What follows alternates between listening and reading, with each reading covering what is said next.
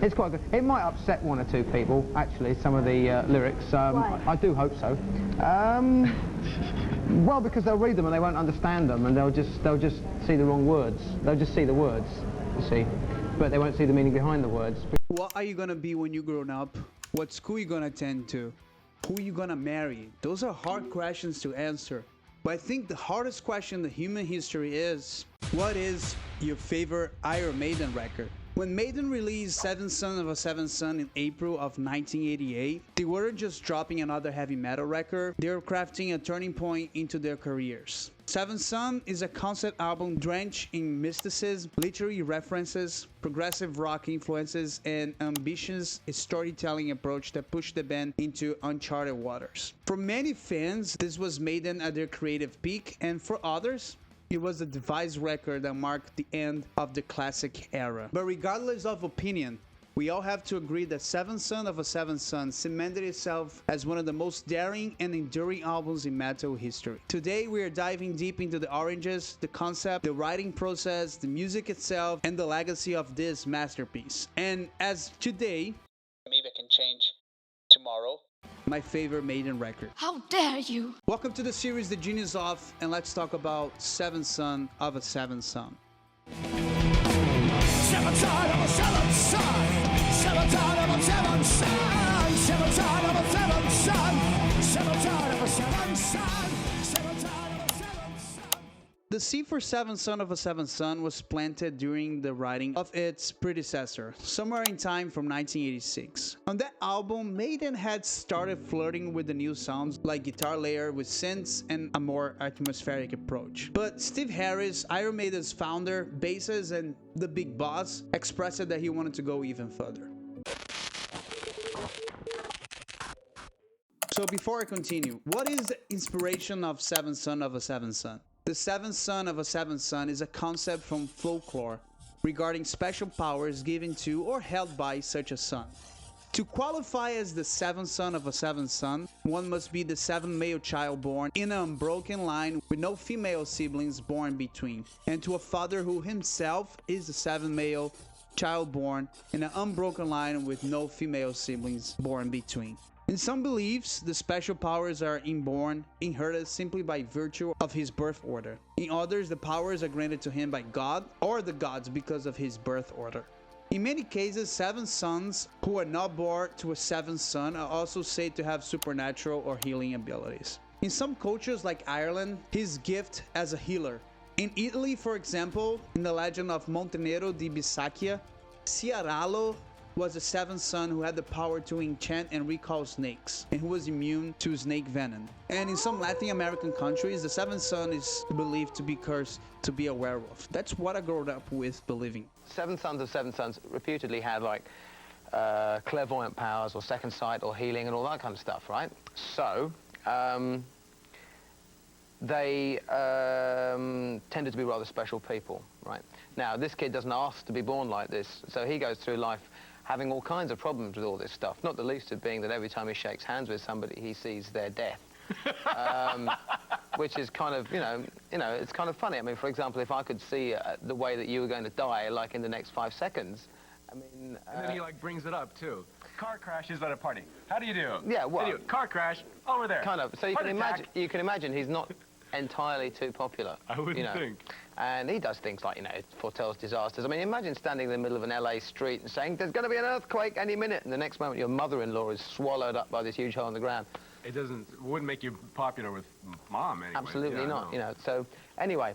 And you didn't think there were, but there are real-life examples of. So listen to this. Pro-American Football Hall of Famer Lynn Dawson was the seventh son of a seventh son, born the 9th of 11 children. And Ivor Powell, Welsh former football player and manager, was also a seventh son of a seventh son. And honestly, after all these explanations, it's easy to understand why Harris found the concept irresistible. Instead of another collection of standalone Maiden songs, why not build an album around a singular theme? That was definitely an ambitious approach, since Maiden had never attempted a true concept album before, and within heavy metal, very few bands had actually pulled it off successfully. Some fewer examples at the time, like King Diamond released Abigail just a year before, And at the same year, Queensryche released Operation Mindcrime. And actually some of the most notorious concept albums in metal were released after that. But we learned throughout history that nothing would stop Steve Harris.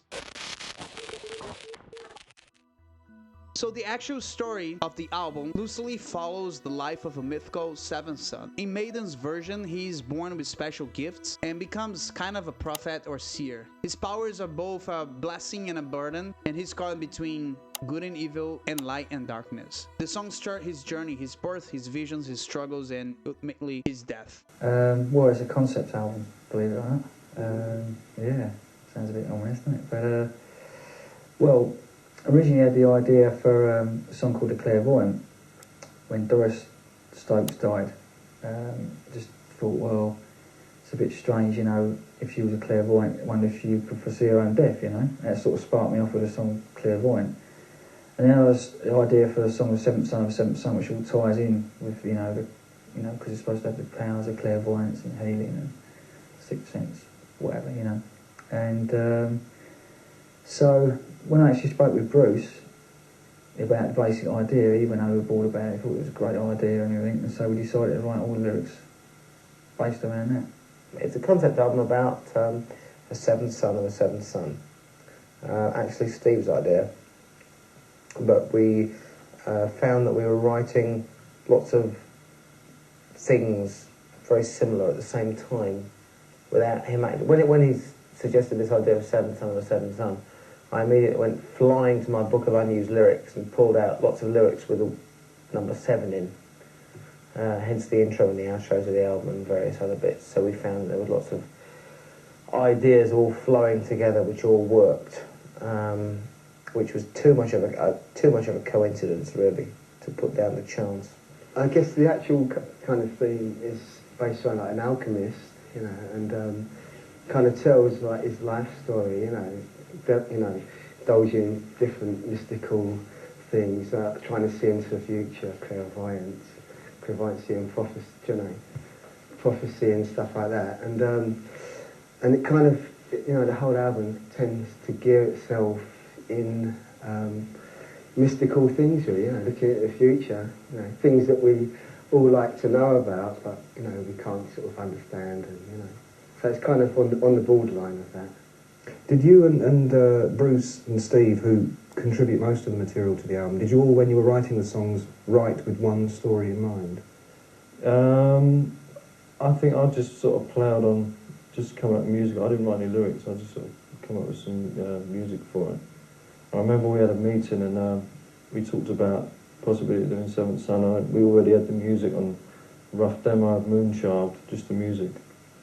So it all came together, it kind of locked in, and we went from there, It was, something to feed off, an idea. It was quite a strong idea. Don't be confused with a rock opera, because Seventh Son is not a tight track-by-track narrative, but instead is more of like a symbolistic narrative when each song explores a different part of the myth, sort of like a chapter in a book or, pieces of a painting. It's that decision that gave Maiden freedom, since they could write anything about morality, temptation, madness, prophecy, fate, and with all those elements wrapped in trappings of folklore and mysticism. Whoa! If you're watching till now, don't forget to like, subscribe, share, and comment. Help me grow this channel. Help me talk more about Iron Maiden and any other bands or albums that I like, or you like, or we all like. Let's get back to the video.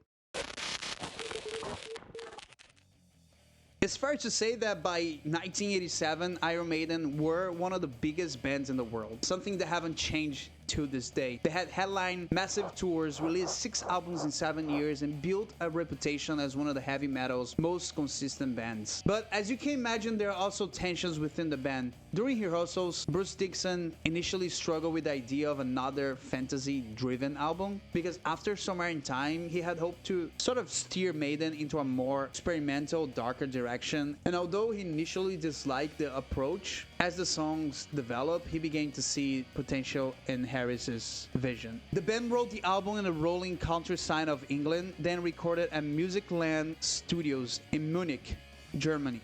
with once more the guidance of Martin Birch, the legendary producer who had guided them since Killers. And we are going to talk about the sonic part of the album, of course, but the most fascinating part about the recording is the full embrace of keyboards for its first time. It's definitely the most notorious change in the sound, and the addition was mainly made by Harris and Birch that wanted atmosphere, texture, and a progressive feel that nodded bands like Genesis and Yes.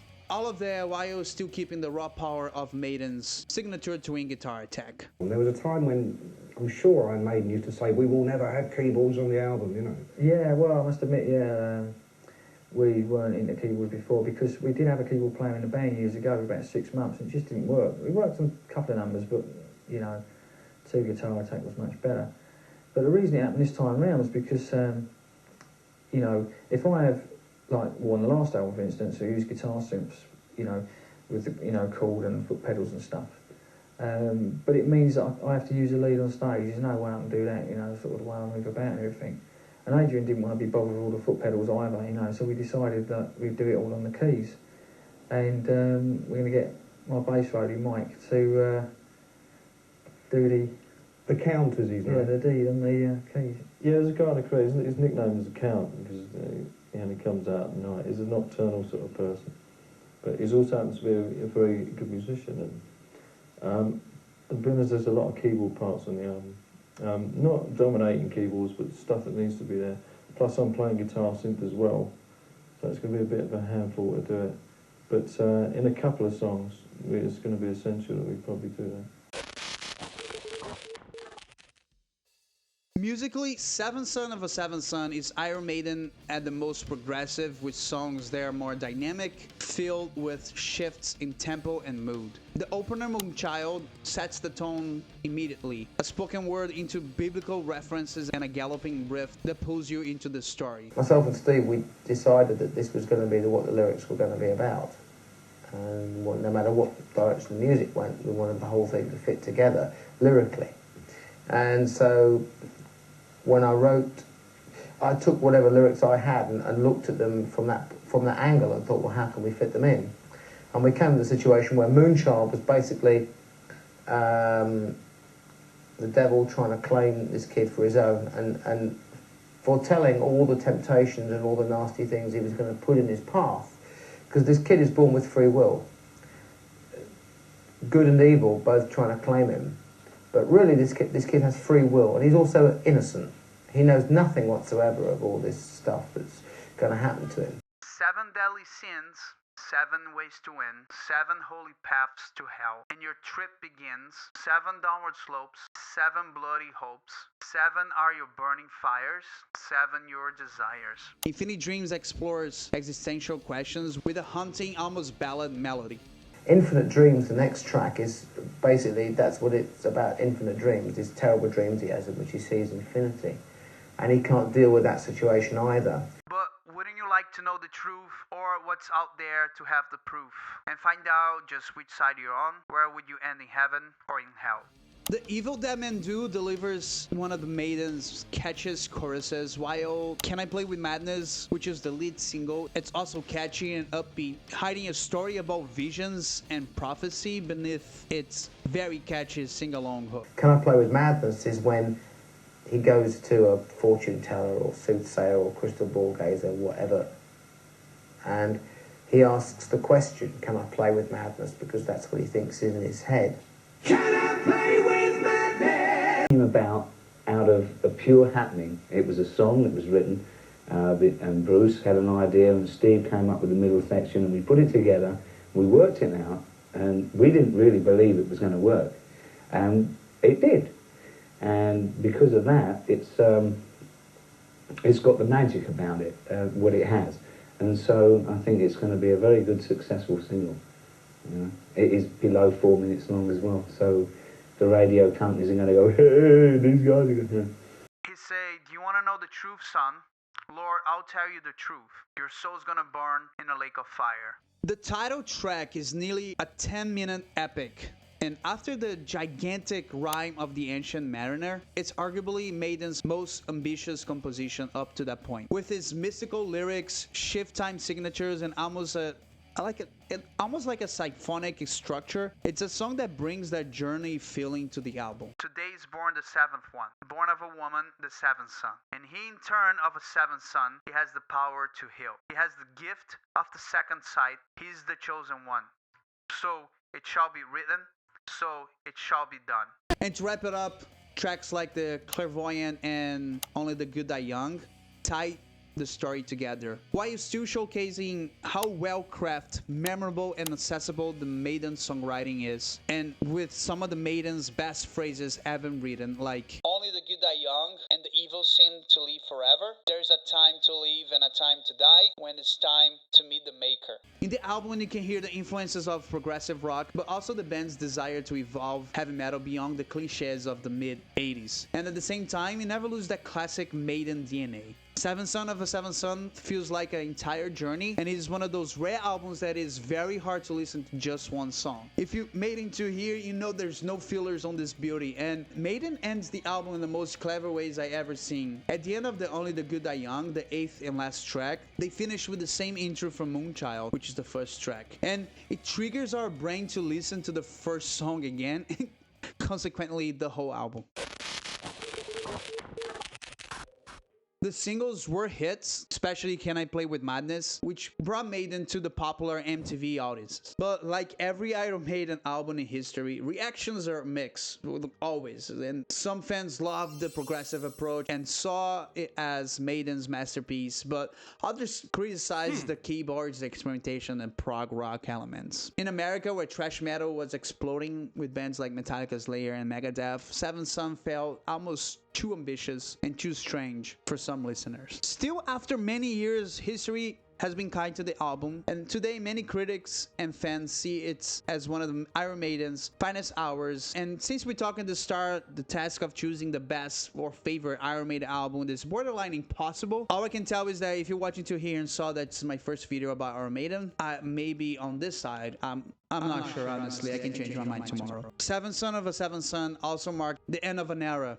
After the album, guitarist Adrian Smith left the band, and the 90s would see Iron Maiden struggling with changing trends, lineup shifts, and a very different music landscape. And in that sense, Seventh Son feels like almost the last great triumph of Maiden's golden era. So, but fear not over here. Maiden fans, it's not a cop-out, and it doesn't sound like Steve Winwood. It really sounds like, yeah. And then the giant really Eddie the Rotting Corpse head grabs Steve by the neck and shakes him. I've got nothing against Steve Winwood, but I mean, we're not like Steve Winwood. Anyway, so it sounds really, I'm over here now again. It sounds really great, honestly. It's the best album we've ever produced. I know everybody says that about every album, but really, But it really is. It's a killer. So why does this album matter today? Well, for one, it showed that heavy metal can be conceptual, literary, and ambitious without losing the rawness and power.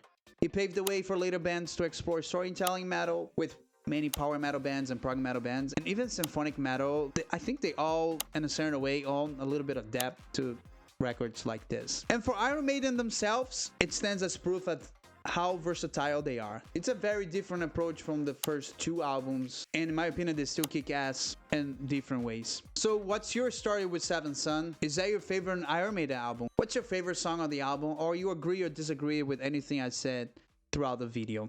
Thank you so much for watching. I appreciate everyone's support. Don't forget to like, subscribe, share, leave a comment on the video. This type of videos demand so much time to make and make sure everything goes smooth and all the information is correct. And I try to always bring something different to the table. And I know I'm touching a very hard subject here because talking about Iron Maiden and the internet, it's not easy. And I'm pretty sure I messed up something, and I'm pretty sure I'm going to hear from someone. And I hope I do, because I want to be better in the next time. But again, thanks so much for watching. I'll see you in the next video.